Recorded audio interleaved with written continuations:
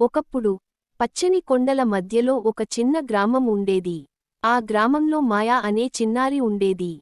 మాయా చాలా చురుకుగా, ఆతురతగా ఉండేది. కొత్త విషయాలు తెలుసుకోవడం ఆమెకు చాలా ఇష్టం. ఒకరోజు ఆమె తాతగారు ఒక పాత కథ చెప్పాడు. మన గ్రామం వెనుక అటవీ లోపల ఒక జ్ఞానవృక్షం ఉంది. ఆ వృక్షం దగ్గరికి వెళ్ళినవాళ్లకు అది ఒక్క ప్రశ్నకు సమాధానం ఇస్తుంది. కాని దాని దగ్గరకు వెళ్లడం చాలా కష్టం. మాయా ఆ మాట విన్న వెంటనే జ్ఞానవృక్షాన్ని కనుక్కోవాలని నిర్ణయించుకుంది.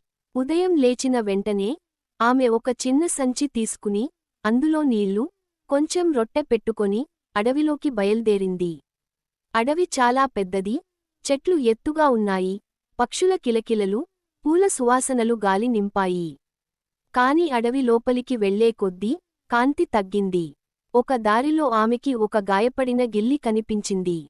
మాయా వెంటనే తన రొట్టె కొంచెం ముక్క ఇచ్చి దానికి సహాయం చేసింది.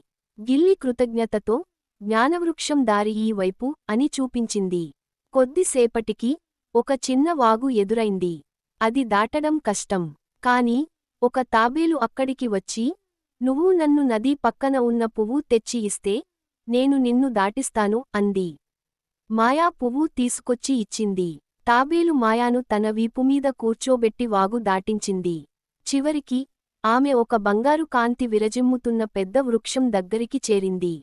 అదే జ్ఞానవృక్షం. వృక్షం నెమ్మదిగా మాట్లాడుతూ, పాపా, నీ ప్రశ్న ఏమిటి? అని అడిగింది. మాయా కాసేపు ఆలోచించి, నాకు ప్రపంచంలోనే గొప్ప రహస్యం తెలుసుకోవాలి అంది. వృక్షం నవ్వుతూ, ప్రపంచంలో గొప్ప రహస్యం మంచి మనసు. ఎప్పుడైనా ఎవరికైనా సహాయం చేస్తే నిజమైన ఆనందం వస్తుంది. ఇదే జ్ఞానం అని చెప్పింది. మాయా సంతోషంగా ఇంటికి తిరిగి వెళ్ళింది.